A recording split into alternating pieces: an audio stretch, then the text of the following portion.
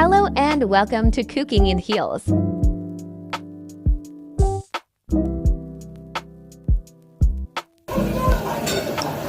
Hi guys! Alright, so vanavond gaan ons net 'n vinnige en 'n maklike bruin hoendersteekie maak.